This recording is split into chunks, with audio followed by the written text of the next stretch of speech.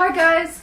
So this is a video about just editing and various different techniques that go into a production that makes it flow, makes it seem more realistic to an audience.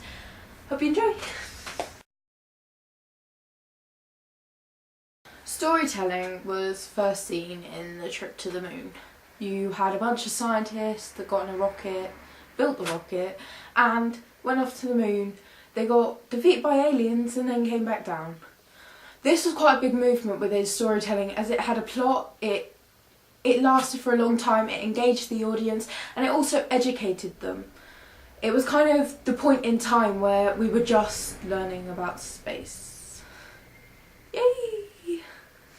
Within storytelling, you have two main narratives. You have linear and non-linear. Linear is when it follows the time sequence, so you go along with events, along with the characters with you smart. Non-linear is where it doesn't follow a chronological order. You could have the end at the beginning rather than the end at the end. You really smart. But generally with non-linear, the audience actually get the power. They get the power over the characters because they know what is going to happen to them. How do you like to have power?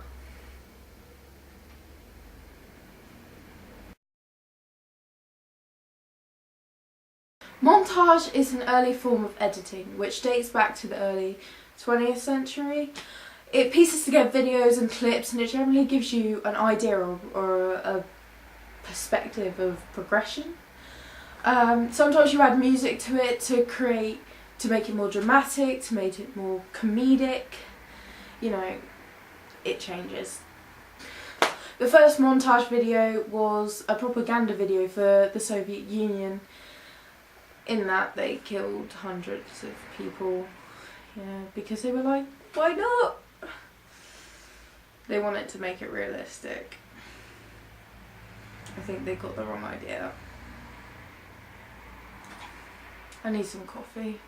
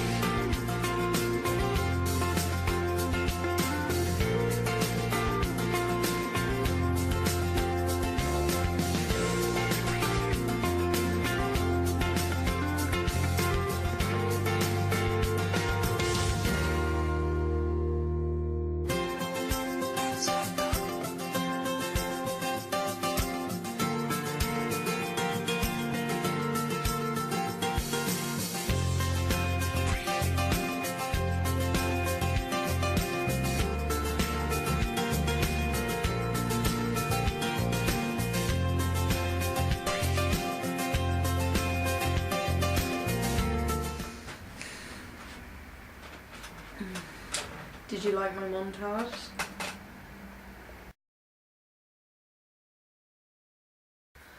Jump cuts are seen as a mistake within this industry.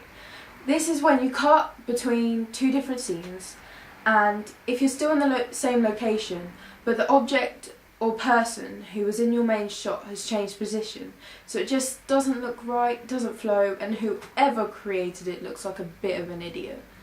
So, for instance, if I hold this cup, and then the next thing you see, no cup. It's blooming confusing, isn't it? But if I do it again, but this time I add in a match cut, it makes a bit more sense. A match cut is one, what saves your arse if you've done a jump cut, or two, is an awesome editing technique when an object that's similar to each other changes position. For instance,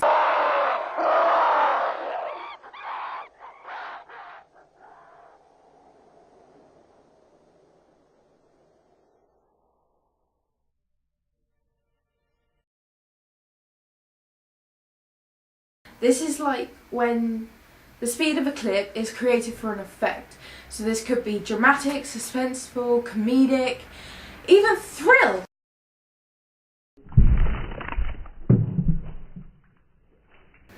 Oh.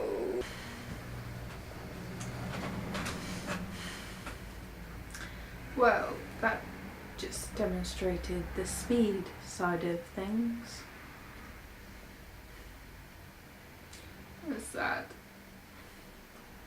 I lost my cup of coffee.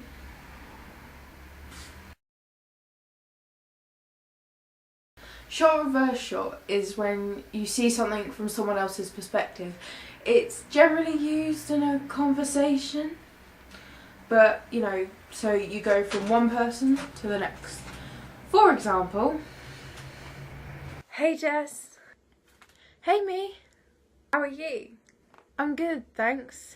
How are you? I'm good, thank you. This is a little bit weird. This is really, really weird.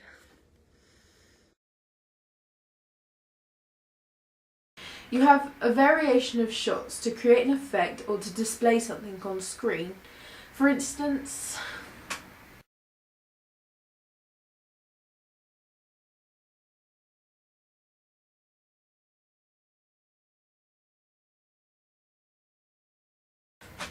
parallel editing is where cutting happens between two or even more relevant scenes.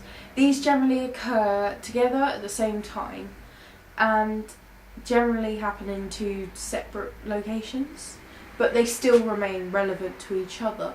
The first one of these parallel editings was in The Life of an American Fireman.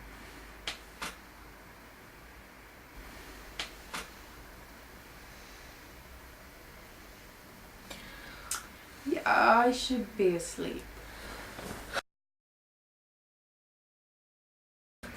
Audio is a key part within any production.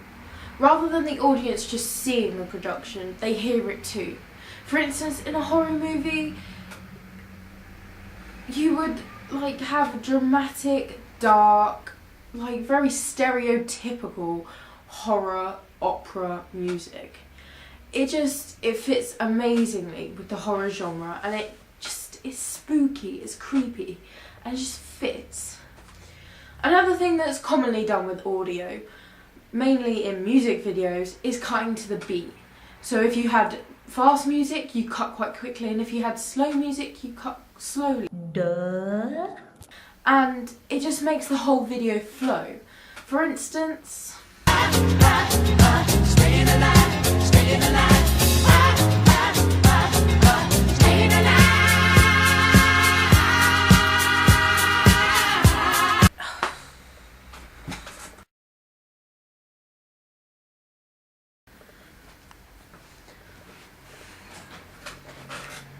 Lev Kolsov was the creator of the Kolsov effect during the early 20th century.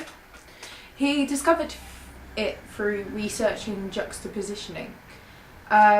It was founded that actually, depending on the order of images, the audience would perceive it in certain manners. So, for instance, if you had a blank face and then you had a dead body, you'd assume the blank face was sad because they were looking at the dead body, unless you're really weird. For another example, if you had a blank face and then you had a woman and a child, you'd think they were kind of appreciating it. You'd see them kind of like, oh, that's nice, you know. For my own example, here it is. Hey. My name is Jeff.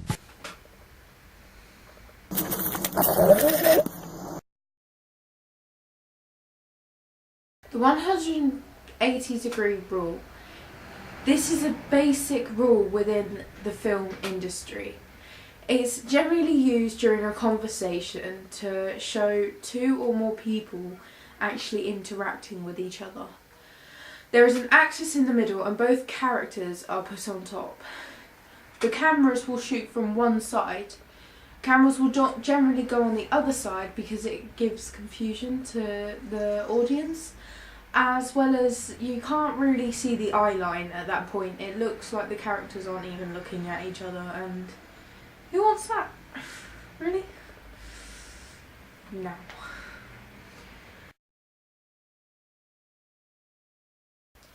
Continuity. So continuity is the consistency of things throughout production, like people, clothing, props, storyline. It all needs to stay along the same line so that it flows and makes it easier for the audience to digest. So, have you noticed my hairstyle has changed? If you didn't, I'm really upset, okay? So that's it, guys. I hope you enjoyed. So